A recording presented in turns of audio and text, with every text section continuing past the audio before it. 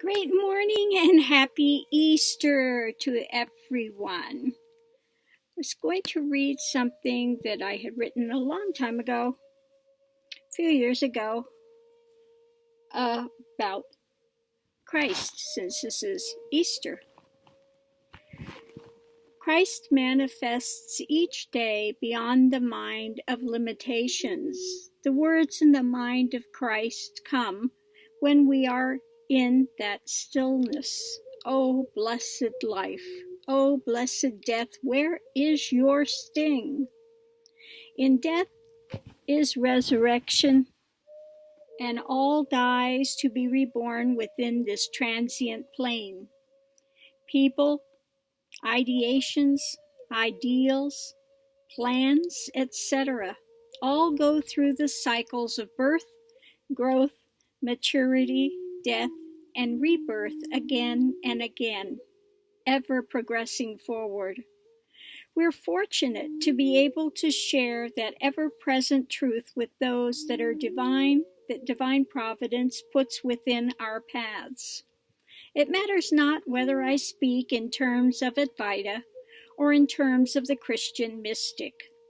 It matters not whether I speak in the pregnant void of the Buddhist truth remains truth, crossing all men's boundaries, all men's divisionary, dogmatic undertakings. We move as God directs, ever joyous, in union with that divine being beyond individualized personality of man's illusions.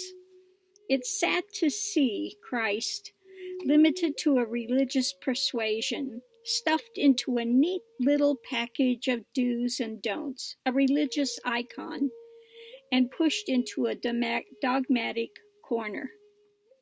To go from being the rebellious son of mankind that spoke out against the church persuasions and dogmas of man with the pure truth of liberation for mankind, to now be so misunderstood, to be pushed into the very corner that he spoke out so vehemently against.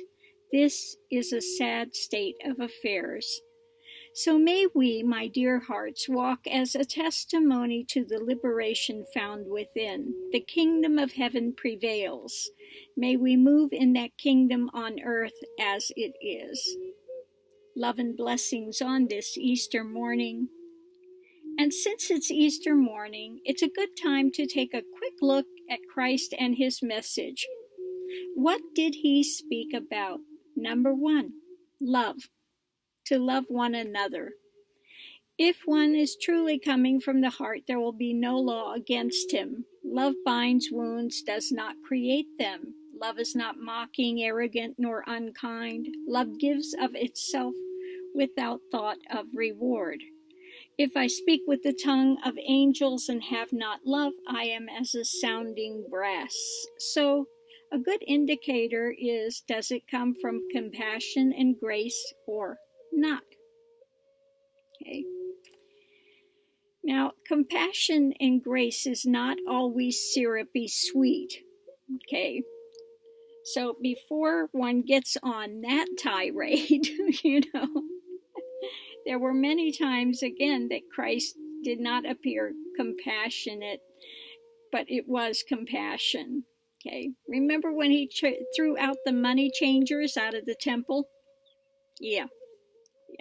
When he cursed the fig tree? Yeah.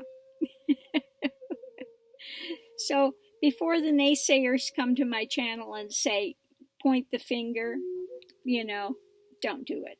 Okay.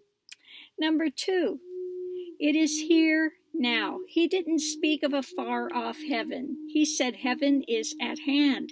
Heaven and hell are states of mind, not places in the universe. Although like minds will congregate together on the other side, which indeed would translate to a heaven, hell, or purgatory. Number 3, there is no death. He came to say and show that death is an illusion. Number 4, if you want to get out of suffering, then go and sin no more. Sin was an activity of body and mind, and if you want out of the mire, then don't chase it.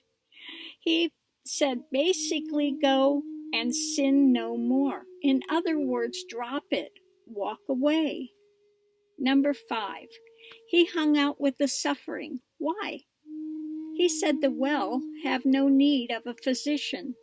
Why? The ones who are ill usually are the ones ready to seek.